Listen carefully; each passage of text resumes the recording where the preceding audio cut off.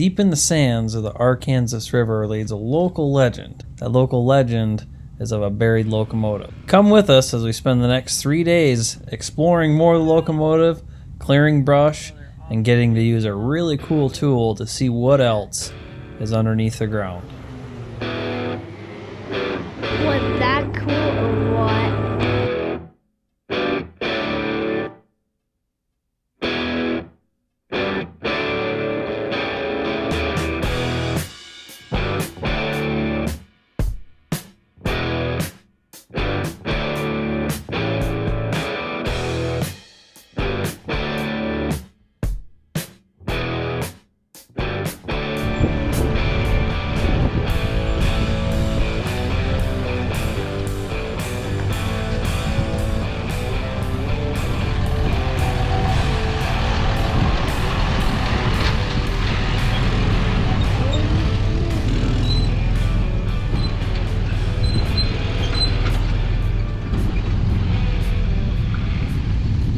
Alright, so Rhett and I just got down here to the river.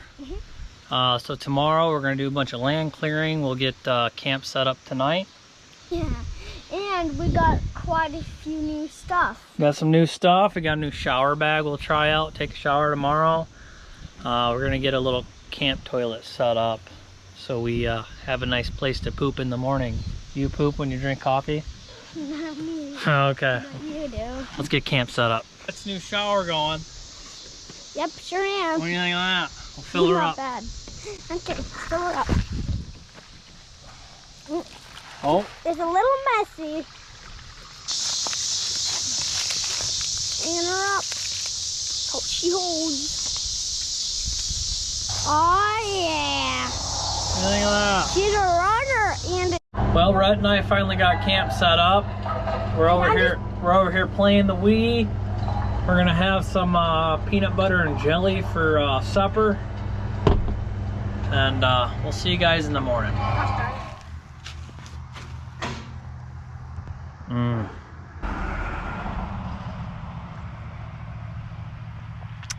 Instant coffee. How'd you sleep? pretty much better because I brought my pillow. Good. Brought your pillow. You want some cereal?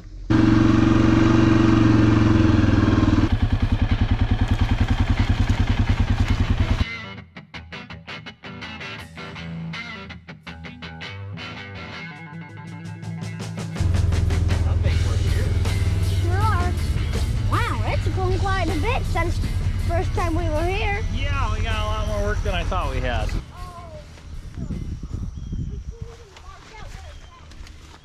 Up here.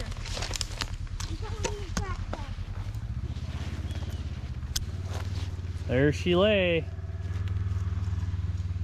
I knew it because there was a giant moon. We got a lot of clearing to do.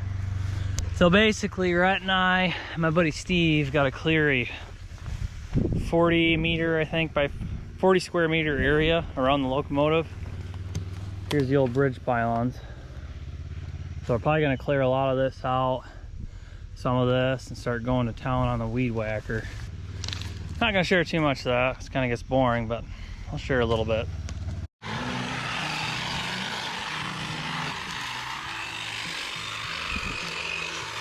What do you think? Not bad. Yeah? It works like a charm. What do you think? Not bad. Okay.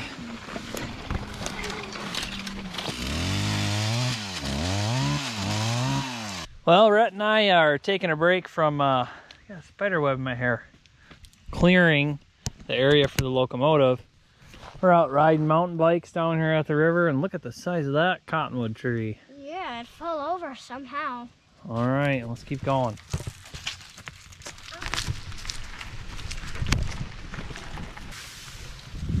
The prairies of Kansas. How was our nap? Not bad. I actually kind of like it was way more than I thought it was. So Rhett and I are just kind of hanging out today. We worked till about 1 noon. Went for a mountain bike ride. man, it's just been hot. So we fired up the AC, watched some YouTube, and just slept. So it's cooled off.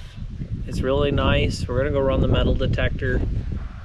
We're gonna go over back to the bridge site, and I'll put a picture up on the screen when they built the bridge. They actually had a camp when they were building the bridge, I think in 1916 or 17, on the southwest side was the actual camp for when they were building the bridge. I'd like to try to see if I can find that with the metal detector, or find that in the picture and hit it with the metal detector. Maybe we'll find something, maybe we won't. I want to just find some more things from the railroad. So we're gonna go do that now. Oh.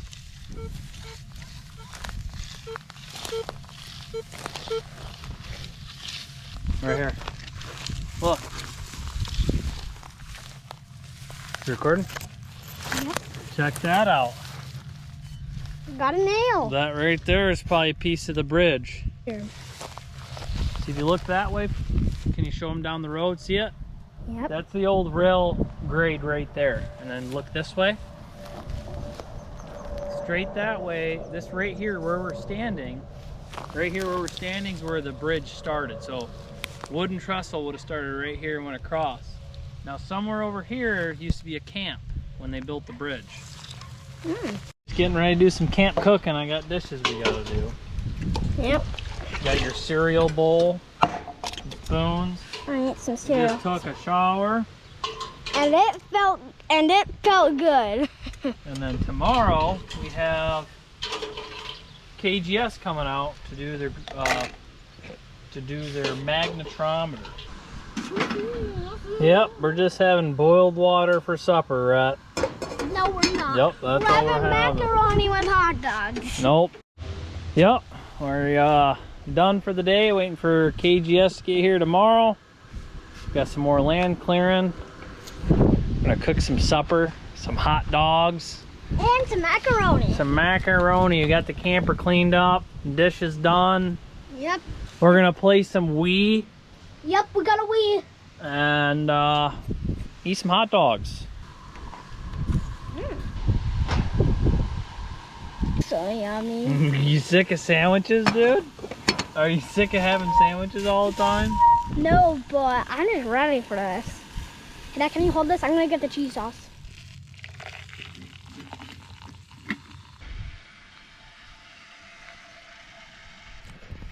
Well, it rained a little last night, or this morning, about 4 in the morning. It almost sounded like hail.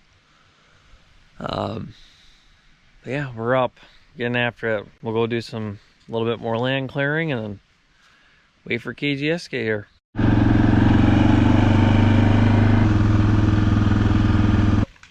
Oh gosh, you broke her off.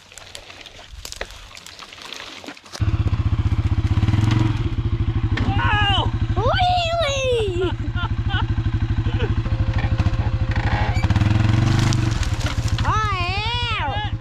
Huh? Did I get it? Yep, pull the roots right out of there.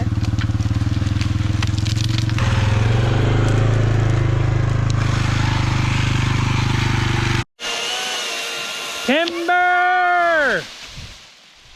Yeah, Dad, we're just gonna have to carry that by itself. Look at that. All right.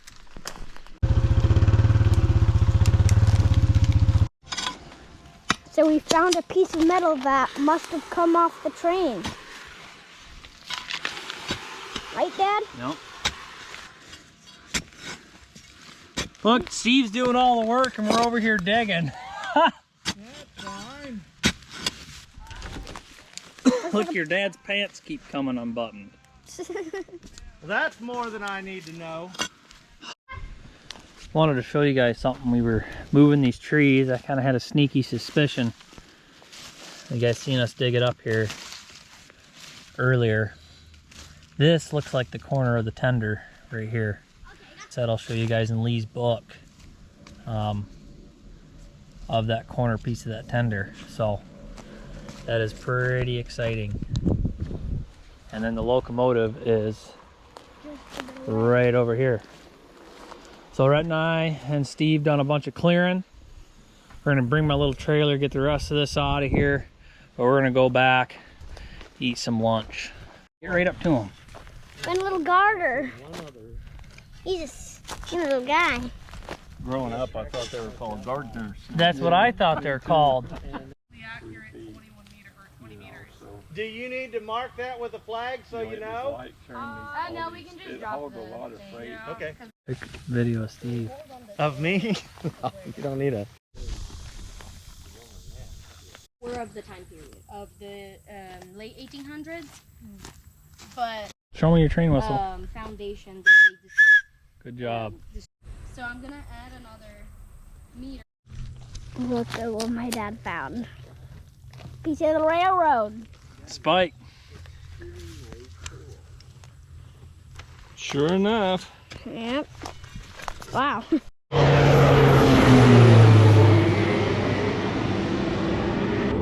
Was that cool or what? Well, we're back at camp. Had a good day, a bunch more clearing, and as you guys seen earlier in the video, we found the tender. I know it's tender 100%. I can't think of it being anything else, but just to kind of show you guys, this is Lee Burgland's book here, okay?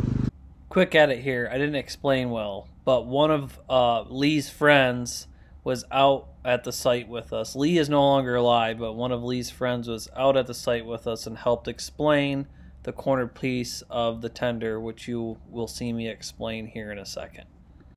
Who went and explored this railroad with Lee. Now when they went out there in the 80s, the corner of the tender had already been cut off and is just laying there on the side of where the tender is now. The only reason why we found the tender is my buddy Steve and I decided to clear that just in case. And I'm really happy we did, because, well, we found the tender. So KGS, Kansas Geological Survey, they came out today, helped us clear some more. And they're going to run a magnetometer tomorrow, and that's going to give us an idea what other metal objects are out there. My metal detector will only go down about a foot. Yeah, that's kind of where we're at, but I want to show you guys some cool stuff that we did find. You've probably seen it earlier in the video. So while metal detecting, I finally found a spike. One of the spikes off the Anthony Northern that went across the bridge. Amazed we found that. And then also too, near the locomotive, the tender and the firebox, we found this big old washer. Could have been from the bridge, not quite sure. But yeah, we're gonna cook some supper up, and then tomorrow I'll have the Blair from KGS explain their process and how they set it up. I know you guys seen the video earlier of them talking. There's just a lot of planning involved. There's just a lot of trees. The magnetometer can't change elevation too much or it messes everything up. So there's just kind of a lot of thinking involved on how big of an area they want to survey. So we'll get into that more tomorrow, and I'll have them explain. But yeah, but we finally made it. Living in a van down by a dried up river. What are you reading there, Rhett? Oh, just this. Oh yeah. Mm-hmm.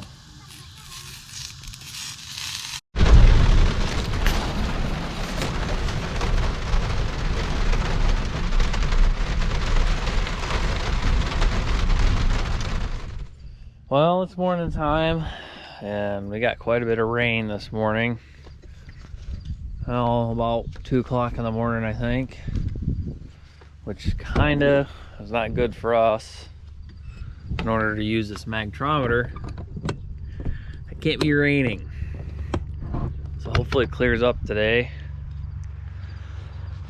Yeah. We're gonna get some coffee made, get the teeth brushed. This done today.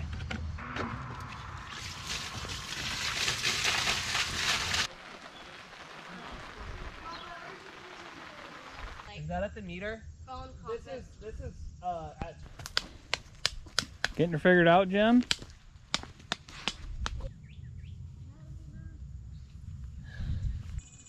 Every time I do one of those, it always... This is the sensor bar. So in here, this is set up as a gradiometer. So in here, you've actually got a sensor on the top and at the bottom. And when you're collecting data, it's taking the difference between the two. It's really important because magnetic field will change throughout the day, just like natural variations. When you take the difference between the two, you eradicate that change. I see. And then because they're about a meter apart, you're focused on that upper meter below the subsurface. So that's really important too. This is a passive method. And I don't know, I always feel like that's important to emphasize because other methods are actually emitting signals or emitting electrical current into the ground. And that can be problematic when you're working in cemeteries, right? Like some people don't want you shooting electrical current into the ground. It doesn't matter if the people aren't alive, right. It still could be disrespectful. Right. Whereas this one, it's literally just measuring the magnetic field. It's not emitting any currents or anything like that. And so magnetic field is strongest at the poles. It's up to about 60,000 nanoteslas at the North and South Pole. Weakest around the equator, around 30,000 nanoteslas. And then there's also these localized variations in the field. If you're, I mean, I'm just thinking about, you know, down in southeast Kansas where they got all those mining deposits and stuff like that, like the lead deposits and stuff like that. You would inherently have a larger magnetic field there than maybe here because you've just got more. Is vertical or like this? Vertical, but you can set these up to collect horizontally. In very simple terms, what's this tool doing when you're logging data? Just measuring the magnetic field. Applying a magnetic field, right? No. Okay. It's basically just like sending a little current through, and then the little sensors, like they respond and they orient to the magnetic field, and you get an amplitude from that. Okay. But like your metal detector is actually mostly looking at the susceptibility. What happens when I apply the magnetic field? And that's why you get those different frequencies of how it's responding. This is collecting both that information, but also just what's the permanent magnetization. Okay. This is why this is so useful for looking for cultural features, because fire pits. If you burn something at a high enough temperature, called the Curie temperature, it maintains a permanent magnetization after that. And then every time you burn it, it builds. That number gets higher and higher. And so this is why these are so good for looking for fires, because it's picking up that remnant. Yep. So how small of an objects could this pick up? Let's say we're just in, there's no metal and there's one small piece out here. Could you potentially pick up? You could pick up a nail. Really?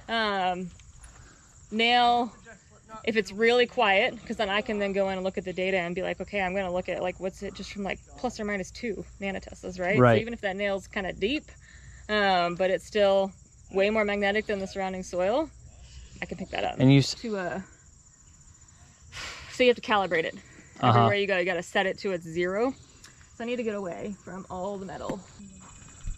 You're calibrating that thing down there? Your dad needs one of those, huh? Why? So we can go find more stuff like this. Oh.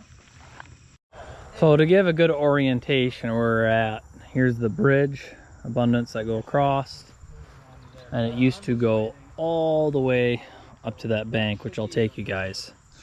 So the river flows to the east, and our locomotive is, well, at least the firebox is here, and the tender is over guys, there. You're up on the tree.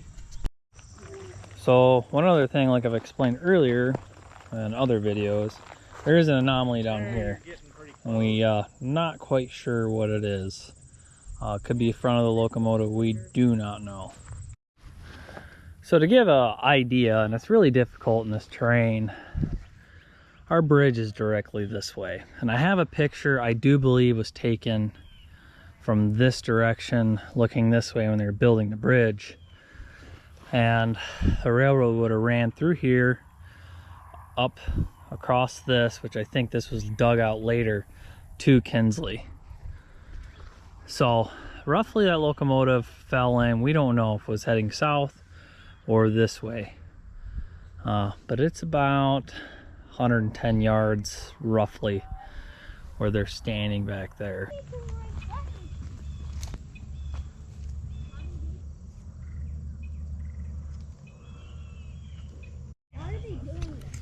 What's, oh my gosh. So we got Right. Hey, remember the hatchet I asked you where it was at? Hey, look where it's at. Let me take one more look around this tree and just see if you don't see anything else, because it was huge value. I don't see it. Right there, it was stuck in the tree. Did you stick it in the tree? Just to give you guys a little context what's going on here, you can see these ropes on the ground, and there's little pieces of tape every meter, half meter, and they're taking a shot, I think every half meter with that magnetometer in order to basically get the information on what's under the ground. Normally, they can just walk and pace it, but given the terrain, they have to physically take a shot and keep track of every shot so everything lines up. It's quite the little process.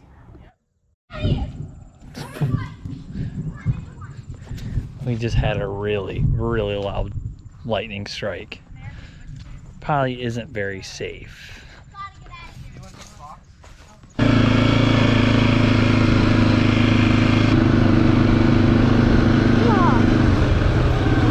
There's no way that like traditional excavation methods are going to make any sort of sense here. No. You don't need 10 centimeter increments. Oh.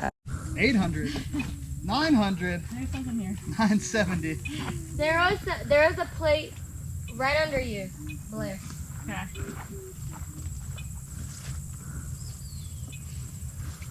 So how high does that thing go, Blair?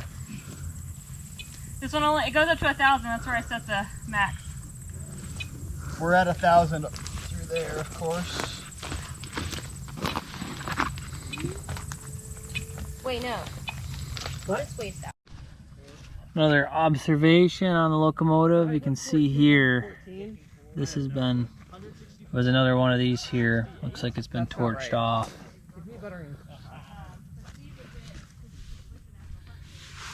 And you guys can tell here, like in the previous video, torch marks. But we obviously, they got a strong signal here, and they also got a random strong signal up here. And of course, all through here, they had strong signal. So I'll post the map up and you guys will see. All right, so you guys made it this far. So that means you're pretty committed. So here's the results for the magnetometer. Just to kind of, I have two of these I'll show you guys. But just to kind of give you guys a background what's going on here. Kind of where my little cross is. This is to the north. And this line here is essentially the kind of high riverbank. And then here, in this area, kind of our wooden pylons in our bridge. Dr. Schneider hasn't fully explained this to me yet. We're supposed to have a call, and on my next video I will for sure give you guys the 100% details on this whole survey. So basically this here is the firebox, and she didn't take any shots with the tool because you could see the firebox from the surface. So she kind of walked over that. And I estimate this to be roughly, I would probably say 10 feet long, roughly 10, 12 feet, because this is 20 square meters here. And then number two is our little surprise we got. So when we were clearing these trees over here, and you guys seen earlier in the video, we were actually digging and we found the corners of the tender. In Lee Burgland's book, it states that the tender bottom, the floor of the tender, was sitting at a 45-degree angle down into the soil. And that matches this exactly. And one of the guys that went out here originally with Lee when he wrote the book was out here with us when we did the survey. And he told me they found the tender corner piece over in this area. So that kind of confirms my theory that this was scrapped in the 60s. And Lee's book talks about it. And we all know that the locomotive boiler isn't going to be roughly 10 feet long. And that's all we got here. And this is for sure the firebox of the locomotive. So that tells me it has for sure, the boiler's been cut off. Now the big crazy one is right down here. Look at this. Look at this big bugger. It's saying I'm estimating roughly 20 foot. And I'm very puzzled on what this could potentially be. Maybe it's the cutoff piece of boiler. I doubt it. Full locomotive length is 26 foot, and then probably about 15 foot roughly for the tender. So I'm kind of wondering, you know, what could this be? Is it the running gear of the locomotive? Like the boiler came off the running gear? I don't know. So drop some comments. Tell me what you guys think this is. This right here is going to be challenging to get out because we're about 3 foot down into the river bottom right here. And this is our largest object. So let me take you guys to another picture here. So here, Dr. Schneider has kind of did a more dense version of this. And once again, our river bottom goes this way like this. I call this picture the ghost of the Anthony Northern because it looks like a ghost face. But up here, when she was doing her survey, up here toward the top, right at the edge of the survey lines, she got a big hit with the magnetometer. So there is some trees up here, and it makes me wonder what is left up here to the north. I mean, it could be anything. So we will see soon enough. And then one last thing, I thought it was very interesting that there's this much stuff in between the tender and the firebox. So when I have a meeting with Dr. Schneider on this whole deal and she explains this better to me, I'll have a whole update video on just this, and then me proving that this is a firebox off a Brooks locomotive. I've had a lot of people tell me that it's not, and have not given me any reason to indicate that it is not. So if you guys don't think this is a locomotive boiler, I need you guys to please leave comments on why you think that. And the reason why I say that is it helps me get educated and other people viewing the comments or the video. So I wanted to give a quick shout out to my buddy Steve for coming out to help us clear all that property. It was a lot of work, couldn't have done it without him. And also my buddy Dave, he's done a lot of research on this railroad, and he's been crucial in helping us find out more information. And lastly, Kansas Geological Survey. Dr. Schneider and her team was great. We had a blast for 2 days. We ended up all becoming really good friends, working together to preserve something really cool. There's a possibility, you know, they may do some work out here. So I'm not sure. So keep an eye out for the next video. If you haven't watched the other videos on this, go watch those so you can understand this video, because it would make no sense if you just clicked on it. So if you've been a loyal watcher of these videos, I appreciate it. I'll have a full update video here in the next probably couple weeks once I have a meeting with Dr. Schneider on the results of the magnetometer. That way she can explain everything better, and she can also probably give me better measurements of what we're working with, and maybe we can see what else is there. So appreciate you guys watching, and catch you on the next one.